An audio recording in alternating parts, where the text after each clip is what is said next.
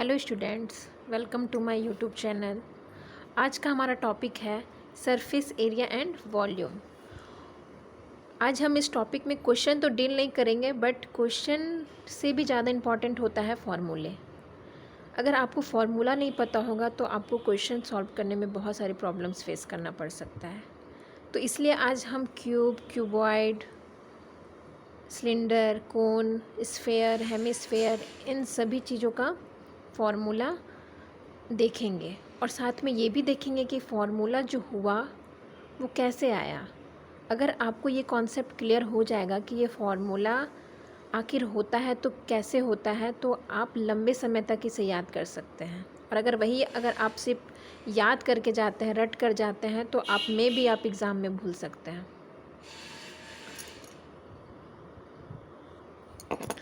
तो हम देखते हैं क्यूब। सबसे पहले क्यूब क्या होता है? क्यूब जो होता है वो एक स्क्वायर का मतलब जिसका ऑल साइड्स क्या होते हैं, इक्वल। ये हमारा क्या है, स्क्वायर। अब इसका जो साइड है, ये जो लेंथ है और ये जो ब्रेथ है, क्योंकि दोनों का साइड इक्वल होता है तो हम लोग उसको क्या से डिनोट कर रहे हैं, ए। सपोज ए क्या है, आपका साइड है, साइड इज इक्वल टू ए। ठीक है। तो स्क्वायर जो होता है वो 2D शेप में होता है, 2 डायमेंशनल शेप में होता है, बट क्यूब जो होता है वो स्क्वायर का ही 3D शेप होता है।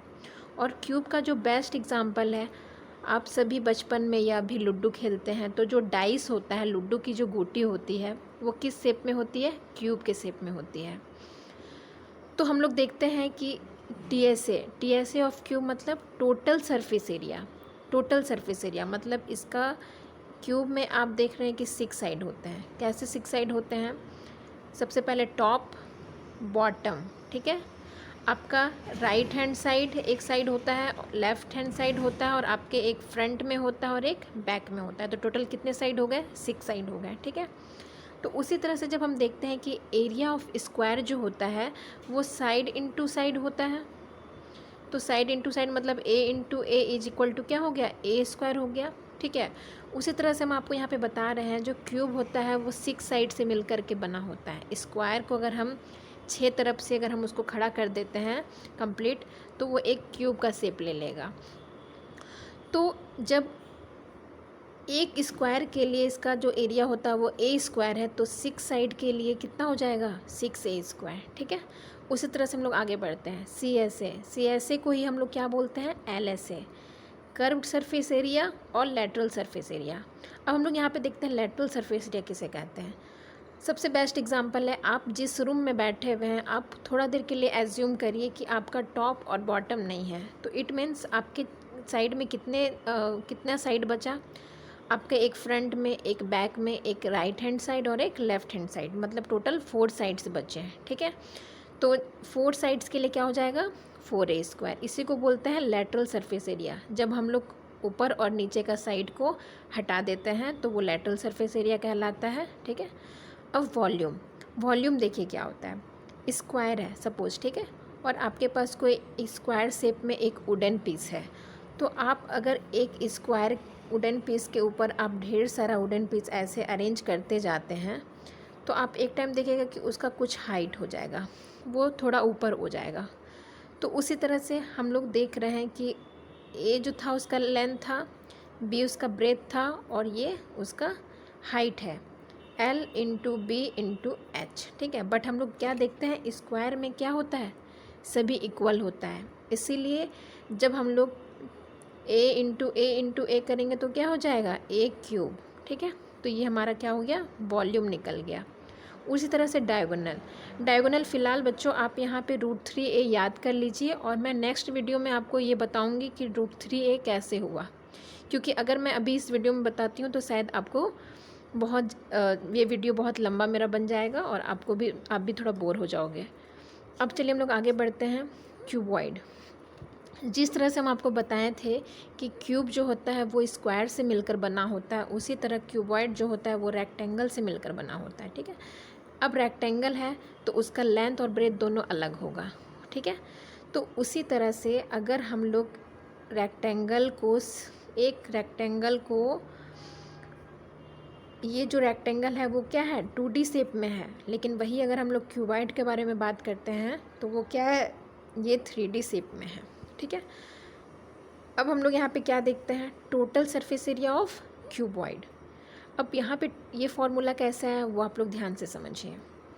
इसमें भी क्या है, इसमें भी 6 साइड है, एक तो आपका फ्रंट है, एक आपका बैक में है, एक आपके टॉप में है, एक बॉटम में है, एक आपके लेफ़्ट हैंड साइड में है और एक राइट हैंड साइड में है। टोटल कितना साइड हो गए, 6 साइड हो गए। अब हम लोग ये देखते हैं कि ये तो क्यूब के केस में था कि ऑल साइड इक्वल है, तो हम लोग 6a² कर दिए, उसमें लेटरल सरफेस हुआ तो 4a² कर दिए। बट यहाँ पर आपको देखना है कि इसका लेंथ, ब्रेथ और हाइट क्या है, तीनों अलग अलग है। तो हम लोग कैसे निकालेंगे, चूँकि 6 साइड है तो एक साइड के लिए 2LB हो जाएगा। मतलब आप अगर ये साइड के बारे में देखेंगे तो इसमें तो हाइट नहीं है ना, आप टॉप वाले जो साइड है इस रेक्टेंगल का, इसमें हाइट नहीं है, तो इसमें सिर्फ आपका क्या हो जाएगा, लेंथ हो जाएगा और ब्रेथ हो जाएगा। तो इसीलिए एक साइड, जिस तरह से ये ऊपर में है उसी तरह से सेम इसका जो डायमेंशन होगा वो नीचे होगा, टॉप और बॉटम। इसीलिए 2, दो साइड के लिए, ऊपर और नीचे के लिए 2LB हो गया। प्लस हम लोग दोनों लेफ़्ट हैंड साइड और राइट हैंड साइड का देखते हैं। इसमें हम लोग क्या देख रहे हैं कि आपका हाइट भी है और लेंथ भी है। ठीक है, तो यहाँ पे देखिए हाइट और लेंथ, तो दोनों साइड के लिए हम बात कर रहे हैं, एक इस साइड के लिए बात कर रहे हैं और एक इस साइड के लिए बात कर रहे हैं। तो 2H और L। ठीक है, समझ में आ रहा है आपको। अब हम लोग क्या देखते हैं कि एक जो होगा आपका इस साइड के बारे में हम बात करते हैं। इस साइड जो आपका लेफ़्ट हैंड साइड और राइट हैंड साइड है, इसमें हम लोग क्या देख रहे हैं कि ये सिर्फ बेस है और हाइट है ना। इसमें तो कोई लेंथ नहीं है, इसमें सिर्फ क्या है, बेस है और हाइट है। इसलिए आप यहाँ क्या लिखे, बेस इंटू हाइट। चूँकि जिस साइड ये है उसी का सेम साइड क्या होगा, उसके जस्ट अपोजिट में होगा, तो 2BH। अब हम लोग यहाँ पे क्या देख रहे हैं कि 2 सब में है, तो 2 हम लोग क्या किए, कॉमन निकाल दिए, तो आपका अंदर में क्या बचा, LB plus BH plus HL। ठीक है, ये आपका हो गया टोटल सरफेस एरिया। अब हम लोग देखते हैं curved surface area. Curved surface area means कि हम आपको क्यूब में जिस तरह से बताए थे कि आपको थोड़ी देर के लिए एज्यूम करना है कि आप एक रूम में हैं, आपका टॉप और बॉटम साइड को आपको छोड़ करके जो बाकी जो रेस्ट जो आपका 4 साइड्स बचते हैं उसका हमको निकालना है। तो उसके लिए हम लोग क्या देख रहे हैं, जिस तरह से यहाँ पे हम बताएं आपको टॉप और बॉटम छोड़ देना है, तो टॉप और बॉटम मीन्स रेस्ट क्या बच रहा है आपका, एक left hand side, right hand side और आपका फ्रंट और बैक। ठीक है, तो ये हो जाएगा आपका फ्रंट और बैक के लिए क्या हो जाएगा, लेंथ तो इसका कुछ है, देखिए फ्रंट साइड के लिए लेंथ है और उसका कुछ हाइट है। तो सेम कंडीशन ये इसके जस्ट अपोजिट साइड, इसका बैक साइड वाला में भी यही होगा। तो 2L into B, L into H plus 2B into H, ये हो गया B और ये हो गया H, इस साइड के लिए और इस साइड के लिए। ठीक है, अब यहाँ पे 2 और H क्या है, कॉमन है, तो रिमेन क्या बचा, L प्लस B। तो ये आपका हो जाएगा कर्व्ड सरफेस एरिया। अब वॉल्यूम हम लोग देखते हैं, जिस तरह से हम बता रहे हैं आपको कि एक रेक्टेंगल को अगर हम लोग उसके ऊपर और भी बहुत सारे रेक्टेंगल को ओवरलैप करते जाते हैं तो वो कुछ ना कुछ हाइट बनाएगा, और यही हाइट आपका क्या हो जाएगा, लेंथ ऑलरेडी था ही, ब्रेथ भी था और हाइट भी था। तो इस वजह से ये क्यूबॉइड के लिए हम लोग देखते हैं, जब हम लोग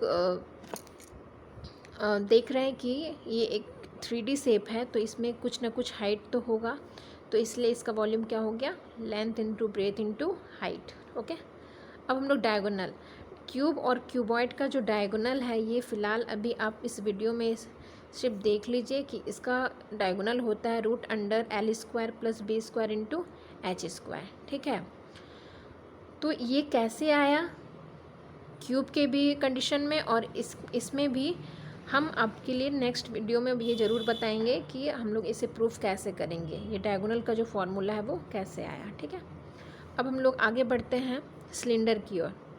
सिलेंडर जैसे कि आप एक एग्ज़ाम्पल आप देख सकते हैं, हॉलो सिलेंडर। हॉलो सिलेंडर मतलब कि जो अंदर से क्या होता है, खोखला होता है। सपोज़ आप एक ये वाटर पाइप, पानी का जो पाइप है उसको अगर आप देखेंगे तो वो आपको हॉलो सिलेंडर दिखेगा। ठीक है, लेकिन वो सिलेंडर बनता कैसे है? सब सिलेंडर एक इस सर्कल से ही बनता है। आप आप ढेर सारे सर्कल को जब आप अरेंज करते हैं तो क्या होता है, वो एक सिलेंडर का शेप ले लेता है, उसमें भी कुछ ना कुछ हाइट हो जाता है। ठीक है, और ऊपर में भी आपको एक सर्कल मिलेगा और नीचे भी एक सर्कल मिलेगा। ठीक है, तो इसका हम फॉर्मूला देखते हैं। जो सिलेंडर का जो सर्कल, आप लोग बचपन में तो जानते हैं कि सर्कल का रेडियस होता है, तो ये आपका क्या हो जाएगा, रेडियस हो जाएगा। और ये सिलेंडर का हाइट कितना है, ये कितना ऊंचा है, तो ये उसका हाइट हो जाएगा। ठीक है, अब हम लोग इसका TSA देखते हैं, total surface area. Total surface area का मतलब होता है कि ये आपको हाइट भी देखना है और टॉप और बॉटम में जो सर्कल है उसको भी देखना है। ठीक है, तो ये फॉर्मूला कैसे आएगा, यहाँ पे आप देखिए। सपोज़ करिए कि आपका यहाँ पे सर्कल नहीं है। ठीक है, इसलिए हम सर्कल को अलग से हम ऐड करके दिखाएं। यहाँ पे फ़िलहाल आपको एज्यूम करना है कि ये सिर्फ आपका सिलेंडर का ये वाला पार्ट है। ठीक है, तो ये वाला पार्ट के लिए हो जाता है 2πRH, हाँ, और 2πRH हो गया। और ये जो है सर्कल का हम लोग जानते हैं कि क्या होता है, एरिया ऑफ सर्कल क्या होता है, πr²। दो सर्कल है, एक ऊपर और एक नीचे, इसलिए πr²। अब हम लोग ऐड करेंगे तो πr² प्लस πr² क्या हो जाएगा, 2πr²। अब हम ये दोनों में देखते हैं कि πr/h क्या है, कॉमन है, तो यहाँ पे क्या बचा, h बचा, और यहाँ पे 2r था। r² मीन्स 2r, यहाँ पे कितना r है, 2r है, तो हम लोग का एक r क्या बचेगा यहाँ पे। जब हम एक r को कॉमन लिए तो एक r आपका यहाँ पे ब्रैकेट के अंदर बचा, तो ये आपका क्या निकला, TSA निकला। ठीक है, उसी तरह से हम लोग CSA के बारे में बात करते हैं। CSA, अब हमको यहाँ पे आपको एज्यूम करना है कि ये एक होलो सिलेंडर है। तो होलो सिलेंडर है तो इसका आपका ऊपर वाला टॉप को और बॉटम को, ऊपर वाला सर्कल को और नीचे वाला सर्कल को आपको क्या करना है, एक्सक्लूड करना है, आपको हटा देना है। तो आपका क्या बचेगा, πr²। अब इसका वॉल्यूम क्या हो जाएगा, πr², और इसका जो क्या है हाइट, कुछ तो हाइट होगा सिलेंडर का, तो πr²h। अब यहाँ पे हम आपको समझने के लिए दिखाएं, h जो है वो आपका हाइट है, r जो है आपका रेडियस ऑफ सर्कल है, और पाई जो है, पाई का वैल्यू जो होता है वो हमेशा कांस्टेंट होता है। आप इसका दो वैल्यू होता है, एक 22/7 और एक 3.14। ये दोनों आप यूज़ कर सकते हैं किस कंडीशन में, अगर आपका क्वेश्चन डेसिमल के फॉर्म में पूछा जाएगा तो आप ये वाला वैल्यू पुट करेंगे पाई के जगह पे। तो भाई अगर आपका सिर्फ नॉर्मल फ्रैक्शन के फॉर्म में रहेगा तो आपको ये इजी पड़ेगा 22/7। ठीक है, थैंक यू फ्रेंड्स। और आपको मैं कोशिश करती हूँ, मैं अपना पूरा बेस्ट दी हूँ कि आपको ये वीडियो अच्छे से समझ में आया होगा। और अगर आपको इससे रिलेटेड कुछ और भी क्वेश्चन समझना है या जानना है तो आप कमेंट करके मुझे ज़रूर बताइए। और अभी हम यहाँ पे क्यूब, क्यूबॉइड और सिलेंडर के बारे में डिस्कस किए हैं, तो नेक्स्ट वीडियो जो मेरा होगा उसमें हम स्फेयर, हेमीस्फेयर और कोन, ये तीनों के बारे में हम डिस्कस करेंगे और फॉर्मूला जानेंगे। ठीक है, थैंक यू फ्रेंड्स।